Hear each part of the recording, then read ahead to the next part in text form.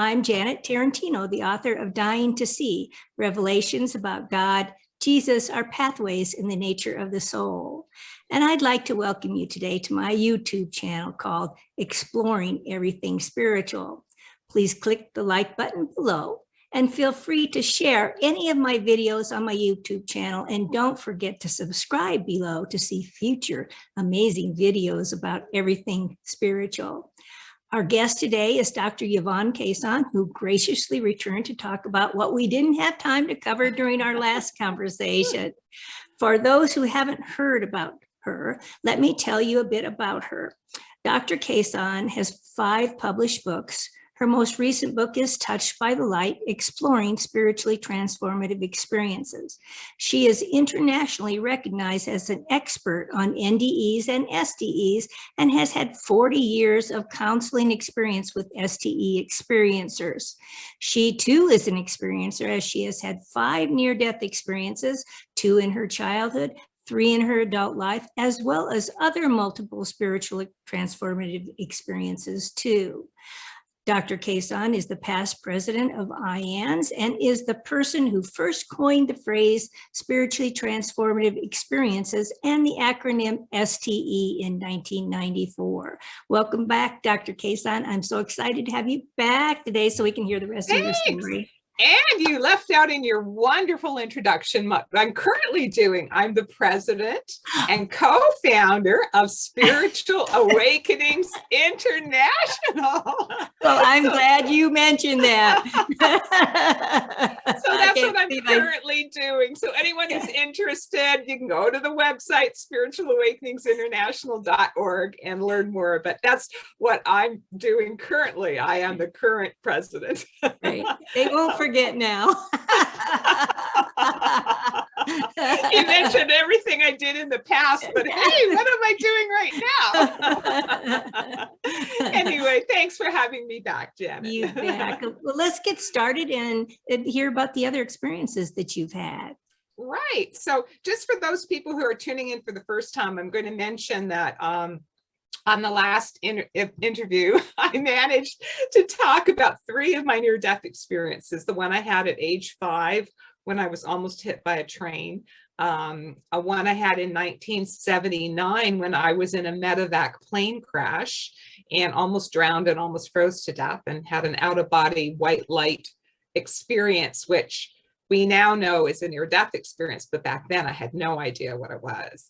And then my most recent near-death experience, which was in 2003, when I had a slip and fall accident, hit my head and died for a period of time, was clinically dead for a period of time, had a profound white light mystical experience, and then was given the choice whether or not to come back. Well, you can see what my choice was. Here I am.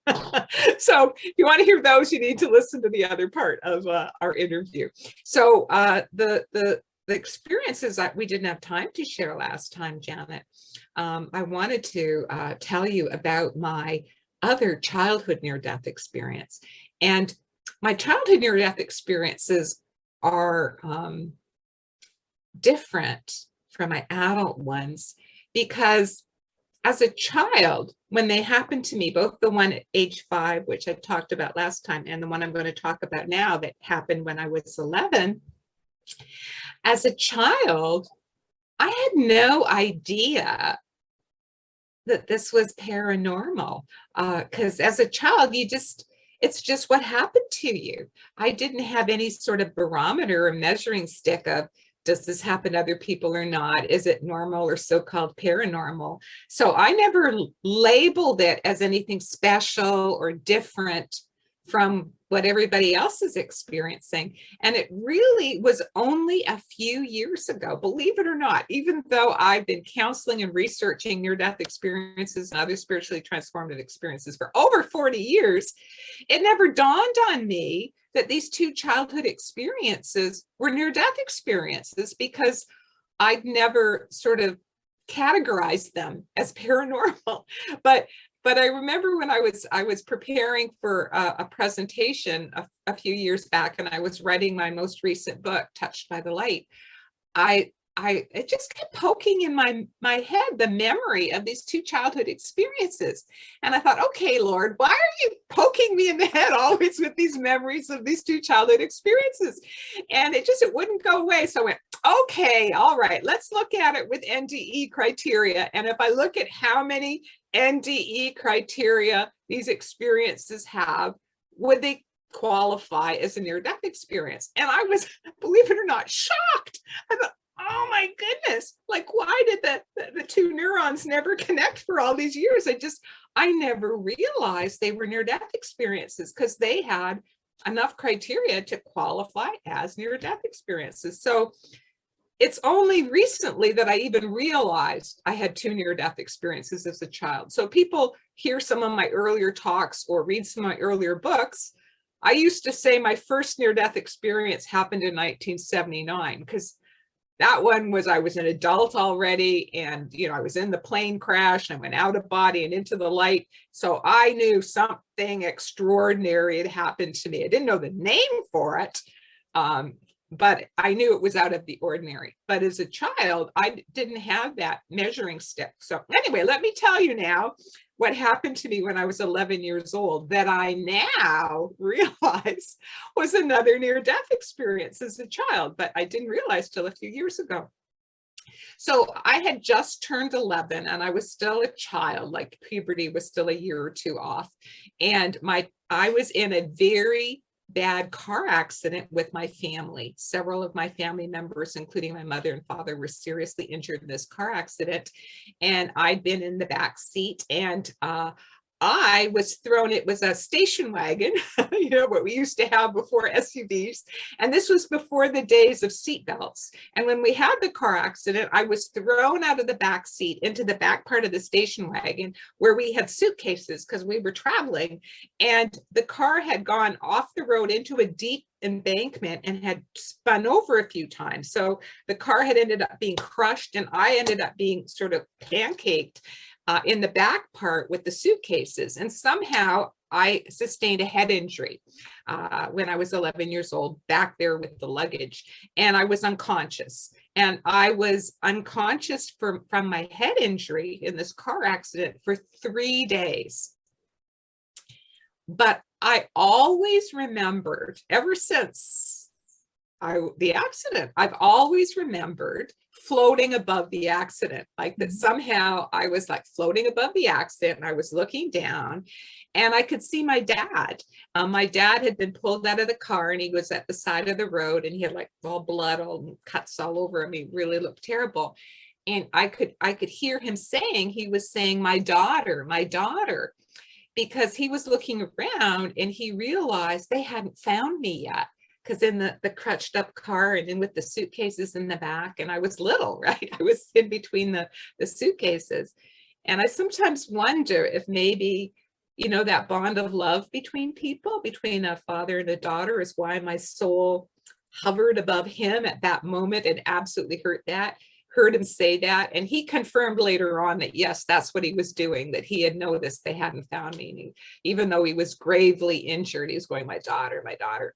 So finally, they did find me. Somebody looked through the back of the car and through the suitcases. They did find me, pull me out. We were taken by not by helicopter, by ambulance to a local hospital. Now, I've always had the very clear memory, again, and it sort of jumped. I don't know why my memory jumps, but it does. Like I have a clear memory of hovering above the accident scene. Then my next clear memory is that my body has been taken to the emergency department, and I'm, a little kid lying on one of these beds in the emergency department. But where I was like maybe 20 feet above that, 15, 20 feet above that, looking down. I could see two men sort of huddled over my body, one on each side of the table. I just guessed that they were doctors, trying to resuscitate my unconscious body. I could even see the little outfit I was wearing and my little legs sticking out from my skirt and everything. And the other thing is I was looking down, is I could see the top side, like a top-down view of those big, round, metallic, disc-like lamps that they have in operating rooms and emergency departments. And And, you know, as an 11-year-old, I had no idea what lights looked like in an emergency room or in an operating room. But I remember that from the top down, the big, round, metallic disc. But I was looking from a top-down perspective, and I could see the top of that lamp. And many years later, when I trained as a medical doctor, of course, I saw, yeah, that's what they look like. But I was, as a medical doctor, looking at them from the bottom up. But what the perspective I was seeing when I saw my body on the table was from the top down. It was sort of like as if the ceiling had gotten transparent and I was somehow above the ceiling, able to see through. And then I was seeing the lamp, and I was seeing the back of the doctors and my little body on the table. Anyway, my memory jumps again. So I was unconscious for 3 days. And then I have very clear memory of exactly the moment that I woke up when I came out of my coma. And so I remember that very clearly, just like these other memories. They're very clear, like they're etched in my memory somehow, like very unusually clear memory, which I now know is very typical for near-death experiences. You forget all sorts of stuff, but somehow the memories from near-death experiences, for me and for many, many other people, it's like they're somehow etched very deeply in your memory, and you remember them years and years later. So I remember the moment that I woke up too. I clearly remember I woke up and I'm in a bed in like a children's ward in the hospital, and I had to go pee, right? They had an intravenous in my arm, and I thought, oh, what's this? I remember pulling it out, and there was like a little railing up, and I thought, oh, well, I climbed over the railing, right? And I started going down the hall barefoot, trying to find the washroom. And I remember a nurse came running out, you shouldn't be out of bed, and scolding me, etc. Oh. But I remember that very, very vividly. So, and then I was awake. And I didn't know that that's not what everyone experienced when they'd had a head injury. I just didn't know any different when I was 11 years old. Anyway, I was discharged from hospital, several days later. But there was a very interesting thing for the year following this that I now know was an after effect. So I now know that was a near-death experience that I had with my head injury and when I was unconscious for 3 days. But I now also know that what happened for the year afterwards was an after effect that many NDEers have. But again, I didn't know this when I was a kid. What was happening for about a year after I had this, what I now know is a near-death experience, was I was able to see ghosts. And so as a little kid, how I understood that was I thought my house was haunted. And I would tell my parents, and, they must have thought it was the stress from the accident, or I was imagining it or whatever, but it really scared me. And I was so insistent. I told them I didn't want to sleep in my bedroom by myself because I was now big enough to have my own bedroom. And I made them move my bed into the bedroom where my younger brother and younger sister were sleeping. So 3 of us were crammed in the same bedroom. I wasn't so scared when I was seeing, they were sort of like wisp-like ghosty spirits that I would see at night. And it really frightened me. And I had no one to talk to. I didn't know what it was. I used to pray intently. I just didn't know what it was when I was seeing these ghosts.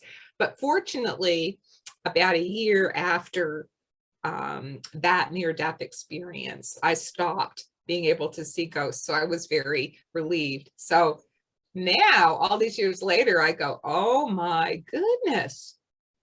It wasn't that, well, maybe my house was haunted, but I think that really it was the after effect from that childhood NDE, why I was able to see ghosts for that year. So I now realize that I had these 2 near-death experiences as a child. And I sometimes wonder, did it make me more susceptible when I was older? Because I've now had a total of 5 near-death experiences in my life.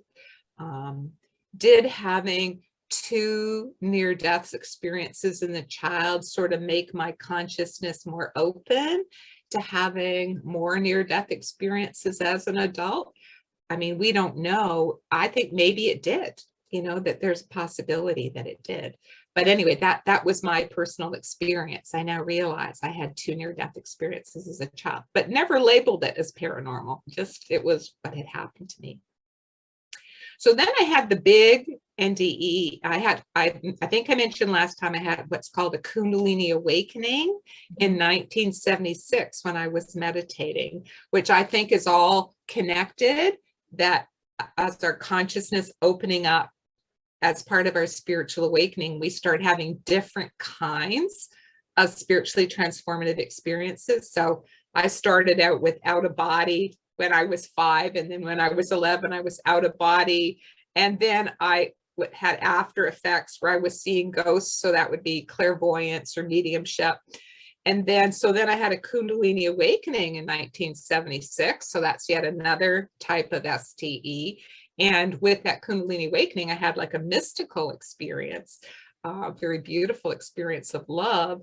So now as I look back, I could see that the variety of STEs I was having was, the list was starting to expand, right? It was that more and more things were beginning to happen to me, which I now know from my years of research happens to other people too. You might have one type of experience is like your awakening or your first spiritually transformative experience. It might be a near-death experience. It might be something else. It might be a mystical experience, might be a psychic experience. But then most people will then start having more experiences and different types of experiences. So that is what happened to me. So 1979, I was in the medevac plane crash with the out of body and then white light mystical experience I talked about last time. And in 1990, I had a very strong, I'm just going to share this because it's sort of the chronology of my story, is that after my 1979 near-death experience, I began to research the whole area of mystical and paranormal experiences because I was a young doctor at that time. And I found that in the medical paradigm, there was no way of understanding it. There weren't even words, a hallucination. No, this wasn't a hallucination. This was something real, and it was impacting me in a very profound way. So I led a double life where I was on the outside. I was a traditional Western medical doctor, and I got a teaching appointment at the University of Toronto, and I did very well in my medical career, and I had a busy medical practice, blah, blah, blah. But in my private life, in the closet, I was a closet mystic, right? So I was meditating regularly. I was reading from the spiritual traditions. It's like this NDE and Kundalini awakening had awakened a hunger in me that my soul was hungering to learn more spiritually and to grow spiritually. So I was reading the Bible, not because I was told to by my church, but I wanted to. I wanted to read it. I wanted to see what it said. I wanted to hear those spiritual words. I also started reading from other spiritual traditions, from the yogic tradition, from the Buddhist tradition, from Kabbalah, from Rumi, that it seemed like anything spiritual resonated with my soul, and Native Indian spirituality too. So I sort of was questing and searching and learning from a lot of spiritual traditions. And this was in the private part of my life, right? Well, I was this traditional medical doctor. But something interesting, and of course, I read what some people were starting to write about near-death experiences, what some people had written about mystical experiences, what some people had written about Kundalini, about psychic phenomenon. But back then, it was like everything was compartmentalized. It was, there'd be a group here that was only looking at near-death experiences, and another group here that was only looking at Kundalini awakening, and another group here that was only looking at psychic phenomenon, yet another group only looking at mystical experiences. But I thought, they're all happening to me. so they must be connected in some way. Like they're not like separate things. There must be a connection. But I didn't know what that was. And then another interesting thing started happening is that people started coming to see me in my practice. Patients, they'd come into my office. It seemed via the grapevine, they heard there was this doctor in Toronto that you could talk to who wouldn't immediately label you as crazy if you had a spiritual or paranormal experience. So over the years, like I accumulated this wealth of experience talking to people who come and confided in me about their near-death experiences, their Kundalini awakenings, their mystical experiences, their past life recall, their mediumship, all of these things. And I knew these people weren't crazy. Many of them were in very, very highly respected positions, work positions.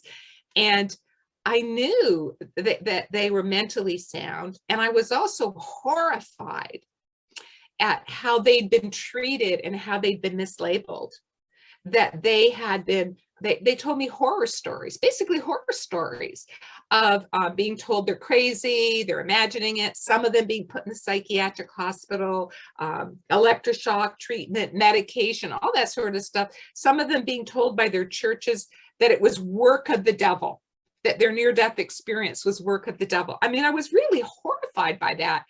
But I didn't know what I could do. You know, I'm just like this one little soul who's realizing, boy, you know, we're really goofing here, that something real is happening to people and we're mislabeling it, and we are doing harm by mislabeling people. Well, this is all the preamble to what happened to me, what I call my calling mystical experience that happened to me in 1990. So in 1990, I had been invited to speak at a conference in Asilomar, California, and the conference was on Kundalini awakening and spiritual emergence. People had heard that I had learned from Gopi Krishna about Kundalini awakening. I traveled to India in the 70s, I'd met him, and very few people knew about Kundalini awakening back then. So I had been asked to speak at this conference about Kundalini awakening. And at this conference, a couple people thought, why don't we have a sharing circle? Just in case there are any experiencers here at this conference who want to share about their stories. So I agreed to help facilitate the sharing circle. Along with my friend, Dr. Bonnie Greenwell, the two of us were facilitating this. We didn't know if anybody would show up. We just offered, if anyone wants to talk to us, we'll be there. Well, all kinds of people showed up. And we divided into two groups. And the people in my group were so grateful. I mean, I started by sharing my own story of my near-death experience in the plane crash and my Kundalini awakening in 76. And people were crying, like with tears of joy. They were so grateful to finally meet a doctor, someone with the initials MD after their name, who would at least understand what happened to them and who would not immediately label them as crazy. And people were so grateful and so moved. It touched me to the core of my soul, how grateful people were. And so after the sharing circle was over, it was evening time. I went for a walk. Asilomar's on the Pacific Ocean, has beautiful sand dunes on the ocean. And I went for a long walk. It's a clear moonlit night on the sand dunes. And then suddenly I had a profound experience, which I now call my calling mystical experience. And what happened was, it was like my head cracked open, and where my head used to be became like a sun, a beacon of light, radiating light in all directions without boundary. And I could taste or feel like a nectar dripping in my throat. It's called Amrita in yoga. And I didn't see anything other than this profound light, but I knew, it was like my consciousness knew without words being spoken that I was being called. I was being called by a spirit to come out of the closet, that I was to become an advocate for experiencers, because I knew they were being mislabeled and mistreated. And this was my calling by Spirit. That happened in March of 1990. I came home from that conference absolutely determined to follow my calling, that this was going to be my life path. And it might risk me losing my medical license. It might risk me losing my job at the university, my position, but I had to follow the calling of Spirit. It was so strong. And, you know, when something's meant to be, God opens the doors. And that is exactly what happened. I made an appointment to see my department chairman at the university. And I told him, I didn't tell him about the experience because I think that would be too far out of his box for him. But I told him that I was absolutely committed to specializing my medical practice in the counseling and research of persons who'd had diverse types of spiritual and paranormal experiences, because I told him that I felt this was my calling without telling him the experience. And interestingly enough, I think that my guardian angels overshadowed my department chairman that day, because I said to him, if you want me to resign from my university position, I will. But this is my calling, and this is what I'm going to be doing now. And he just sort of listened, and he stroked his chin, and he said, you know, Yvonne, this was based on that plane crash experience you had when you were a resident with this university, wasn't it? And I said, yep. And he said, as long as you are doing research, it's okay with me. So you don't have to resign your position. So there it was. So that little later that year, I announced the opening of the Spiritual Emergence Research and Referral Clinic. And I invited all the doctors from Ontario if they had patients, and I listed everything: near-death experiences, out-of-body experiences, past life recall, shamanic experiences, Kundalini, mystical. I made a big list of, if any of your patients, if any of these, you can refer them to me. And I was flooded. I couldn't believe the number of referrals that I was getting. And then, I mean, I did have to cross some hurdles with the medical licensing body and the medical malpractice. I mean, but I just, with the grace of God, I was able to deal with all of those obstacles and be able to continue in that specialty. So this calling mystical experience was incredibly important in my life. And that's why I wanted to share the story.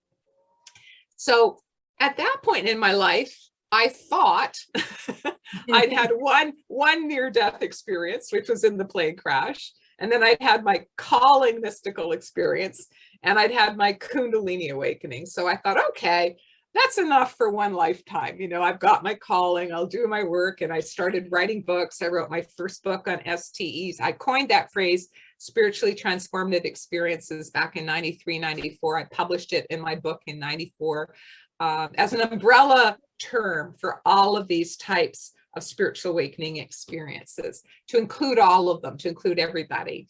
And I thought, I was busy speaking I was being asked on television, radio, podcast, you name it, magazine articles, newspaper articles. In Canada, I was a little bit famous all through the 90s because of all this. You know, I live in Toronto, Canada. And I didn't think I would be having more experiences, but guess what? 1995. Was on February 27th, 1995. I had another, even more powerful, what I now know too was a near-death experience. And so I'd like to tell that story too. That's my second adult near-death experience. But now, of course, I realize it was my fourth because I had two in childhood. And what happened that day, it was very different from my other two adult. Each of my near-death experiences was very different, very different. And but they also have great similarities. And that's what I've learned in hearing stories from experiencers over the years, is that every near-death experience is different a little bit from someone else's, although it has similar characteristics and features. But even in one person who has several, each one is different. And to me, it's like the divine is so vast. Like there's this saying in the Bible, in my Father's house are many mansions. And I think that's true. There are so many aspects of God, so many mansions, so many rooms, so many things that we could experience. Like the picture of the mountains behind me. There's so many different mountains and so many different angles, even on the same mountain with different views. You're still in the same mountain range, but having different glimpses. So anyway, that's how I've come to understand it. So let me tell you about what happened to me on February 27th, 1995. So I was flying on a big Air Canada jet that day from Edmonton to Toronto. I'd been invited to Edmonton to give some talks on spiritually transformative experiences and to talk about my near-death experience to a church group there, which I had done. And the weekend was over and I was flying back to Toronto. So I was on a big commercial jet. And we flew into bad weather. We flew into a really bad ice storm. And so the plane was really turbulent. And I remember thinking, this is what it was like on the day of my plane crash, NDE, right? That we flew into bad weather, we flew into turbulence. And, that thought was very clear in my mind. Oh, well, so I didn't worry too much about it. And then I looked out on the wings of the plane because I had a window seat. And I could see that ice was forming on the wings. And I thought, don't know too much, but I think that's not good because they always de-ice planes before you take off. So I think you're not supposed to have ice on the plane, but oh well. And also when I was in my plane crash, they had said the reason we crashed was because the ice got into the air filters. And I was thinking about my plane crash, which I don't think about all the time when I'm on a plane, but now two things had made me think about the plane crash. So interesting. So I went back to what I was doing, and actually they had handed out newspapers. So I decided I was going to read my newspaper and stop thinking about the plane crash since we were having turbulence and we were in a storm. So I pick up the newspaper and I look at the date and I see March 27th. And then it's like I had a panic. What? March 27th? Because March 27th, 1979 was the date of my plane crash. And I thought, I'm flying again on March 27th? How could I have done this? And it's clear as I could see, clearly I could see March 27th. And I'm looking at it, I'm staring at it like I'm in disbelief. I couldn't believe that I would have booked a plane ticket for March 27th.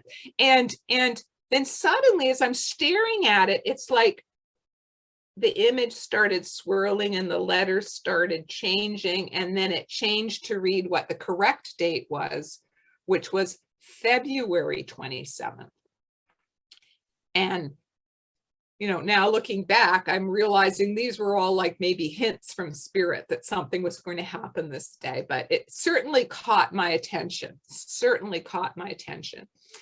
And then finally, the turbulence was bad. And, the pilot said, we've flown into an ice storm, but, we're approaching Toronto International Airport. And, you have to have your seatbelts on all the time with turbulence and everything. And we should be there shortly, blah, blah, blah. So I'm looking out my window, looking for the ground because the turbulence was really terrible. And I'm a bit nervous because I'm having all these memories coming to me about my plane crash. And then, we're going lower, lower, lower, slowing down, lower, lower, lower, lower, lower, lower. But because of the storm, you couldn't even see the ground until we were, I don't know, maybe 100 feet above the runway or something like that, pretty low. And then finally, when I could see the runway ahead of us, I thought, I could breathe again, that we're going to make it. That at that instant, the pilot slammed the flaps of the plane in the opposite direction, the wings, and he started screaming the engines, racing the engines, and the plane started shaking violently. He was clearly trying to abort the landing. And I've been told later on by pilots that, you know, as planes prepare for landing, they decrease their airspeed. So he didn't have really enough airspeed to ascend again. And because of the ice that had formed on the plane, we were much heavier than before, which would make it even harder for the pilot to get the plane to ascend again. And so he was desperately trying to get the plane. And so the turbulence got worse and the plane was shaking really, really bad. And people in the plane were starting to go hysterical. Oh my God, we're going to die. You know, people were screaming like that. Some people started throwing up in their, you know, bags or wherever. And the immediate reaction I had was, oh, I get it. I'm going to die today in this plane crash. And like, it was just in a flash. I was meant to survive the other one so that I would do my research and write my book. My book is out now and Spiritually Transformative. And today is the day that I'm going to die, and I'm going to die in this plane crash. And like, why all those premonitions all made sense to me. Today's the day I'm going to die. And so I had learned by this point in my spiritual studies that if you are going to die, that the most auspicious spiritual way to die is to die consciously. So what I did is I immediately went into prayer and meditation, because I thought I'm about to die. I immediately went into my prayer and meditation, and my only attachment on the planet was my son, my young son. So I prayed to God, please look after my son.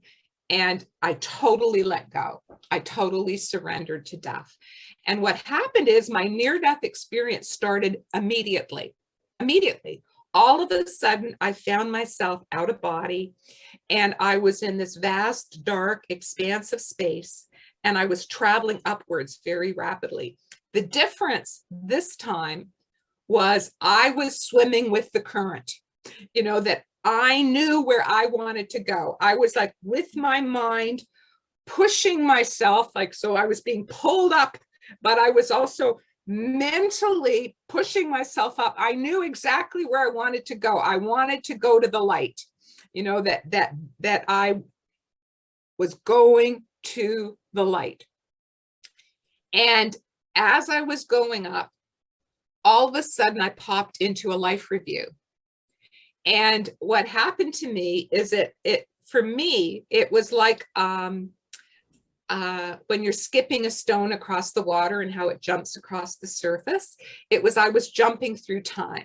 And that when I would touch the surface, it would be like I'd traveled through time, and I suddenly found myself back. And what happened is I suddenly found myself back in my 1979 near-death experience. And it was like I was literally there, like I had traveled in time. I was feeling all the feelings, all the sensations. It was literally like I had time traveled, and I was there again, and I was in the light, and I was feeling the love and the safety, and seeing my body that was struggling to get to shore, that was near drowning. And then whoop, after a certain period of time, it's like the stone skipped out of water, and I jumped through time again. And all of a sudden, I found myself in my 1990 calling mystical experience. So there I was on the sand dunes of Asilomar, California. I was having this profound illumination type of experience with my calling. And I experienced it fully, like I had traveled through time, and then boop, I jumped again. And then I ended up in another point of time. I ended up in 1994, when I'd had a very strong mystical experience. I'd been going through some very severe heartbreak at that time, and my marriage had ended, and I had been weeping and calling out to the Lord, and I was blessed in my meditation with a beautiful, comforting mystical experience. And it was like, boop, suddenly I'm back in that mystical experience and feeling it completely like I traveled through time. And then boop, the life review ended. And I was back into the expansive space, or what some people might call a tunnel, and I was continuing my journey upwards. And the color of the, if you want to call it tunnel or space around me, dark space around me, had changed from blackish to a very, very, very dark blue, like a deep, deep, deep blackish dark blue, with very difficult to describe the color, but and I was continuing, and with my mind, I knew I was trying to get to that light. Didn't want to stop anywhere before the light, wanted to get to that light. So I was swimming with the current to try to get to the light. And all of a sudden, my path was blocked. And in front of me appeared a being of light. And this being of light was also that same incredible, beautiful blue that my surroundings were. And this being of light was like translucent, this translucent blue light, the same sort of deep, beautiful blue of my surroundings. And the form of this being of light was really extraordinary, something I'd never seen before. It seemed as if this being of light was half male and half female. It was like split in the middle, and the right half was a male and the left half was a female. And it also seemed to have 4 arms. And the arms were being held like in very specific positions and gestures. And one of the legs was held up, sort of like in a dance posture. And later on, I've seen statues of, in yoga, the dancing Shiva looks a little bit like this, you know, with the arms held in specific positions and with the leg upraised. But the dancing Shiva is depicted as a male figure. And what I was seeing was clearly half male and half female. And I didn't recognize this being of light, but it telepathically communicated with me. And I just felt in my heart that it was like a messenger, you know, that it was some sort of a heavenly being, a being of light that was communicating a message for me. And what it telepathically said to me was, "It is not your time." And just like that, I'm back in the plane. I'm back in the plane. And I think my third eye must have been wide open, because I could see like a force field of light around the plane, as if they were hands of light that were protecting the plane. The plane was not out of peril yet. The pilot was still desperately trying to get enough airspeed to get the plane to ascend. But I could see, I literally could see the protection. I could see the hands of light protecting the plane. And then the pilot did finally manage to avert crashing, and then he managed to pull the plane up, and he circled around the airport, and then he eventually came back on the PA system and said, you know, ladies and gentlemen, I had to abort the landing, because right when I could see the runway, we were going to run into a pack of coyotes. Oh. And so we had to abort the landing so that we wouldn't crash, right? So anyway, he did circle around. He did eventually land. And I was in a most extraordinary state of consciousness. You know, I had to get off the plane and go pick up my luggage at the luggage carousel and take a taxi home, all that stuff you normally do when you arrive at an airport. But I felt extraordinary. What I felt like immediately after was like I had no skin. It was like the boundary between me and the world around me had disappeared. Like it literally felt like I was exposed and I had no skin. Anyway, I got home, and went to sleep. It was nighttime, and I had a very, very deep sleep that night. And when I woke up the next morning, I found myself in a state of communion. It's making me emotional just to talk about it. What it felt like was where the top of my head used to be, it was wide open, just wide open, so that there was no top of my head anymore. And instead, through the top of my head, I was directly connected and experiencing it 24/7, feeling it, knowing it, totally aware that I was connected to that universal, loving ocean of life that I've been taught to call God. And I was home. It was, no one had to tell me what I was experiencing. Nobody had to explain it. I knew what I was experiencing. I was home. I knew this is what the saints have talked to us about and said was possible. And I didn't tell anybody. This state of communion lasted for about 2 months. And in that state of communion, 24/7, if I needed some information, I didn't have to look it up in a book. It was just there. I just knew it. I knew it. It would just pop in my mind. When I continued to work, I continued to see patients in my office as a doctor and as a therapist, counseling experiencers. When people would walk into my room, before they opened their mouth, my intuition was so wide open. I knew what their issues were that they were wrestling with, and I already knew how to help them before they'd even opened their mouth.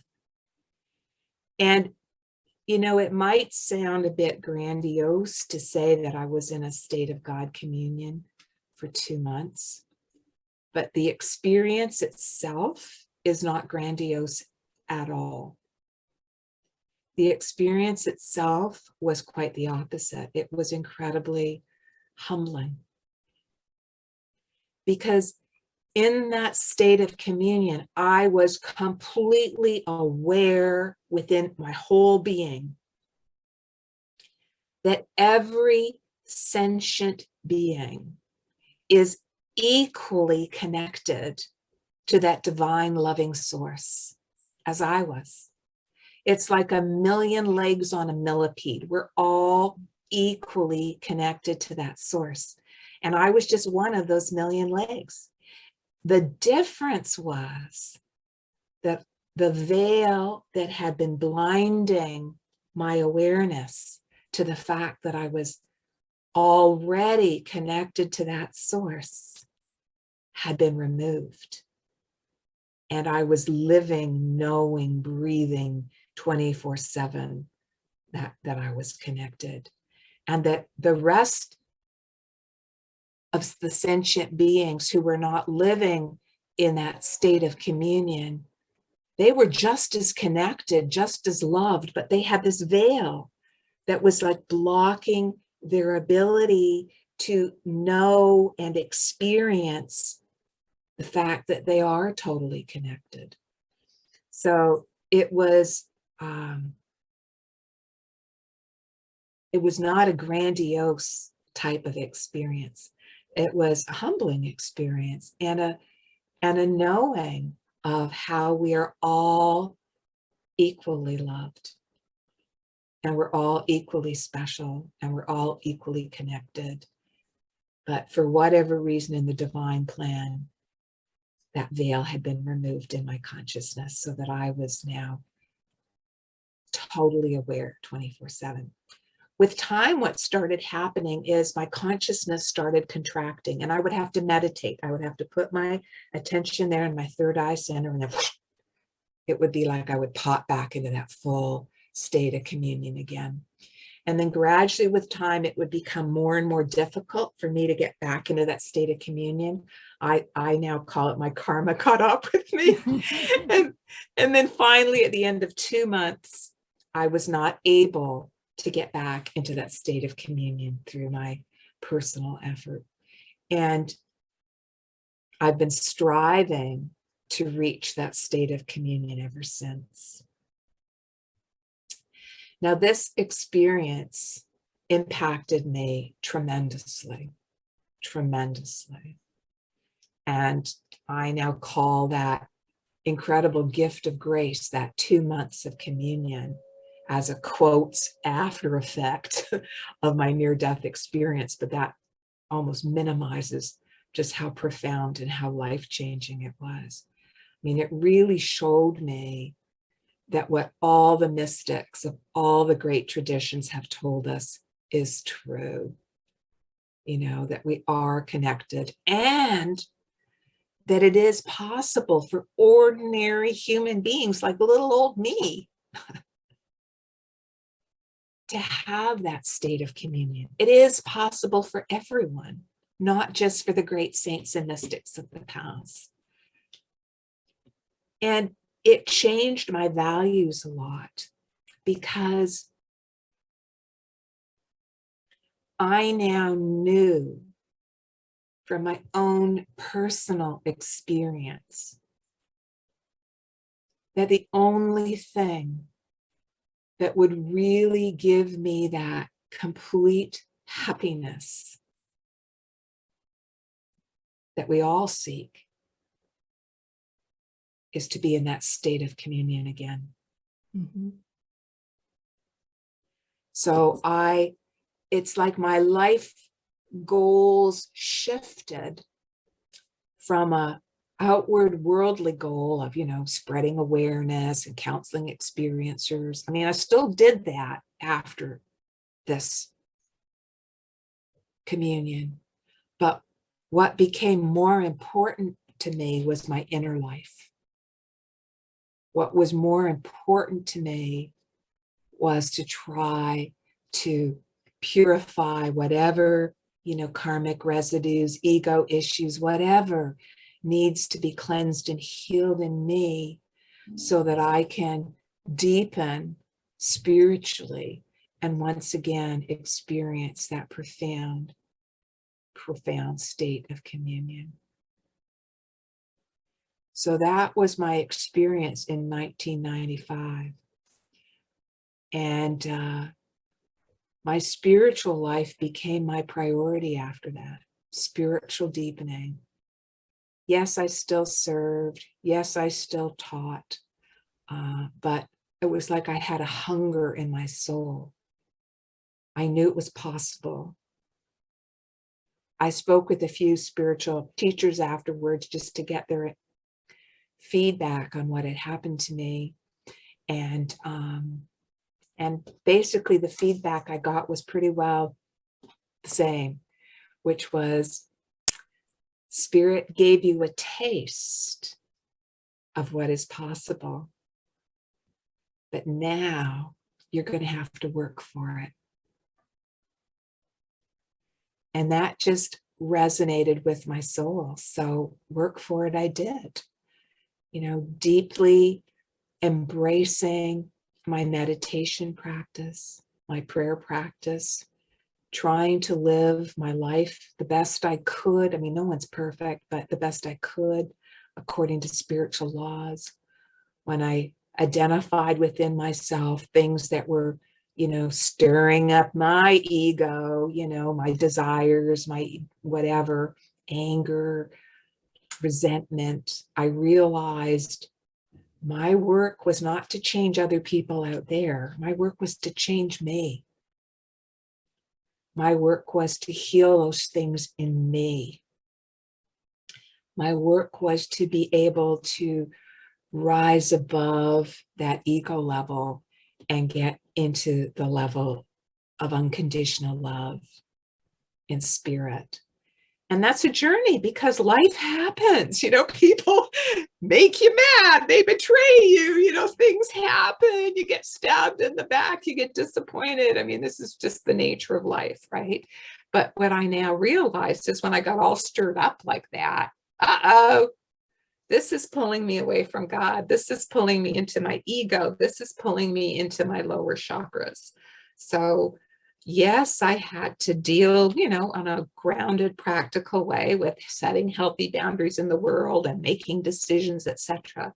But on an emotional and a spiritual level, I had to work at resolving my anger, resolving my resentment, healing those parts of me that were feeling wounded so that I could move into a place of love and into a place of forgiveness, and then to let go of those things that hurt me so that I could, because that's the past, it's behind me. Do I want to carry all this baggage around with me that's going to keep me from getting back into communion? No.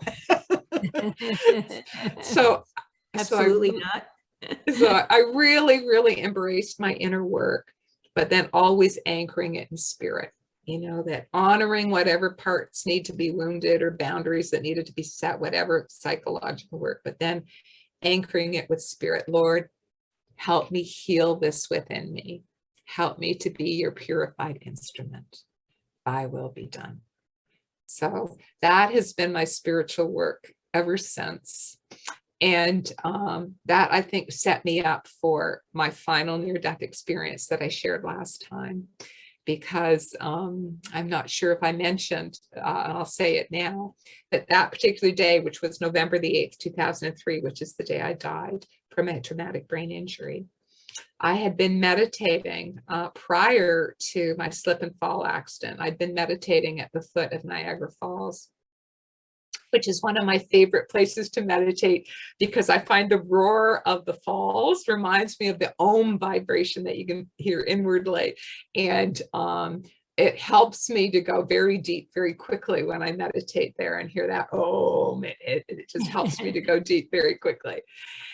And so I love meditating there. It's one of my regular places to go and meditate. So I was meditating there at the base of the falls that day. So this was about 2 hours before I died. And as I was meditating, I found my way home again. And I entered that state of communion again. And it was my very first time since 1995, when that communion ended, that I'd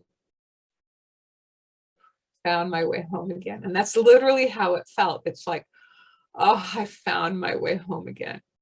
And I could see the other side in the state of communion. And I could see one of the saints from my spiritual tradition appeared to me in his light body, Mahavatar Babaji, and he telepathically communicated to me, welcome home. And I felt such joy, such bliss.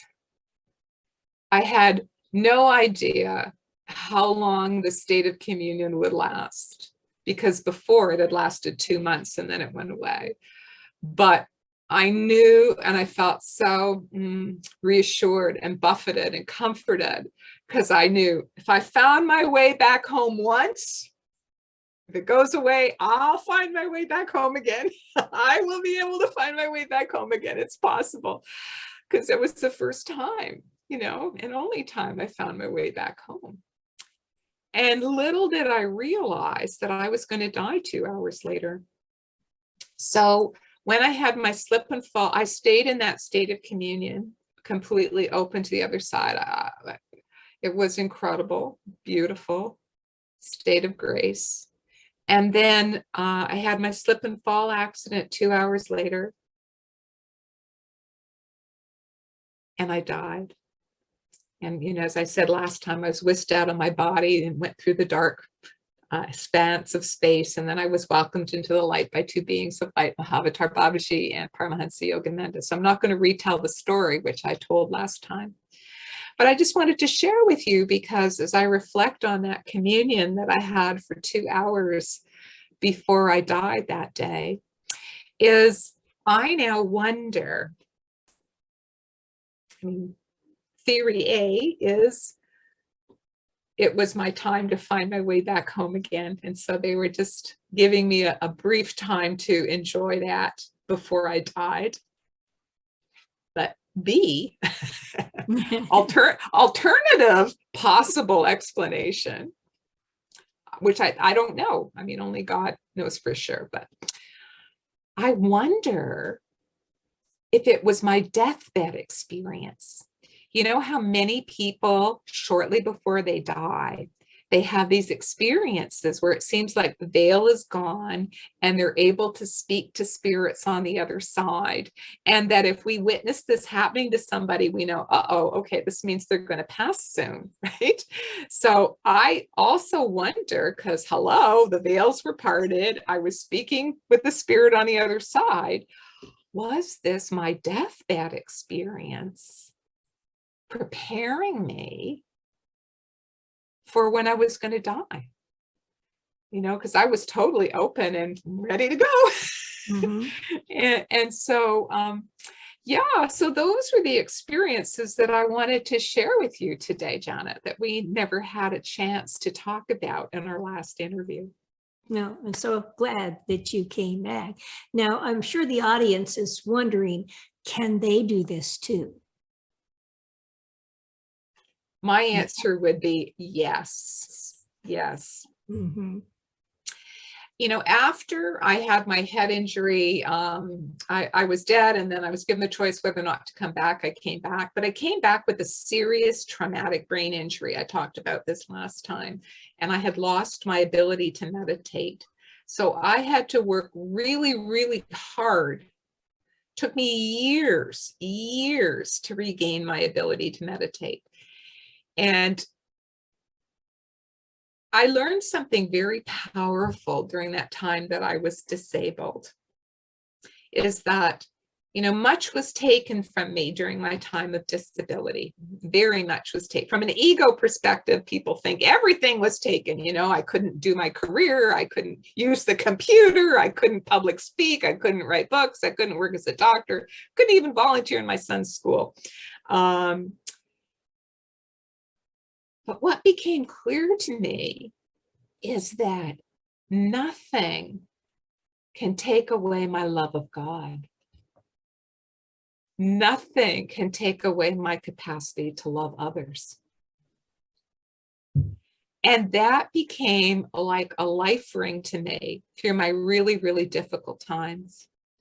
And my memory of the incredible love that I felt on the other side, and that I knew that coming back was not a punishment, like some people cruelly said, that there, to me, I know in my soul that the divine plan is perfect, and that each of us are being given those experiences that are perfect for our soul's learning, whether we realize it or not.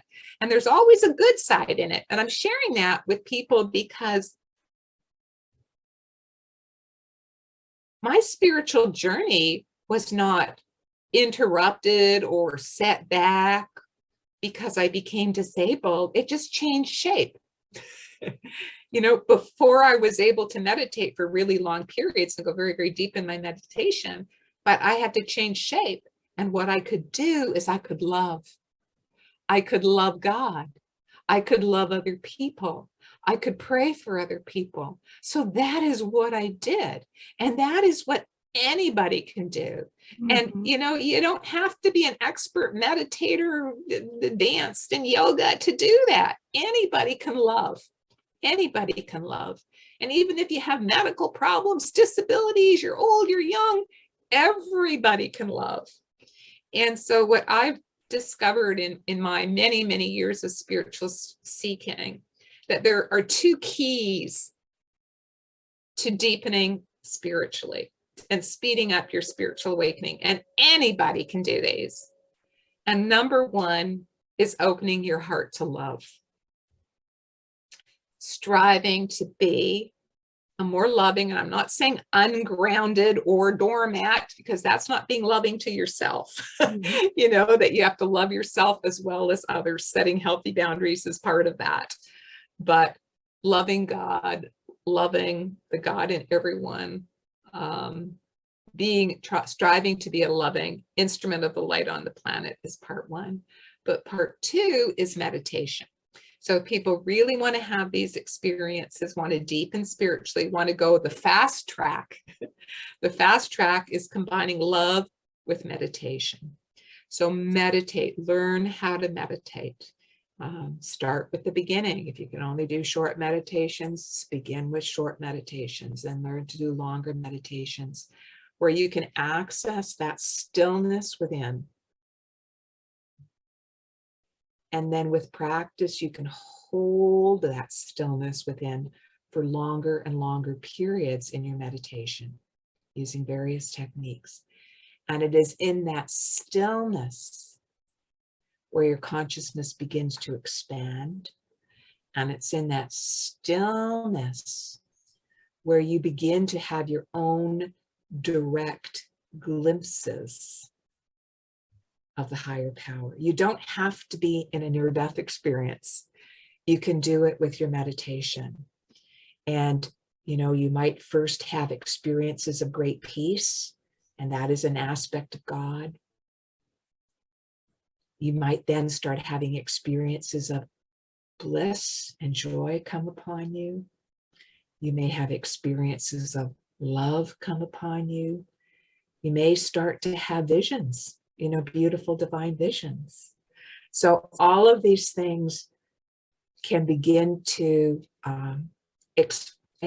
happen in your consciousness as direct experiences when you're striving to live a spiritual life, striving to be a loving person, and striving to still and expand your consciousness through meditation. So yes, that is how everybody can do it.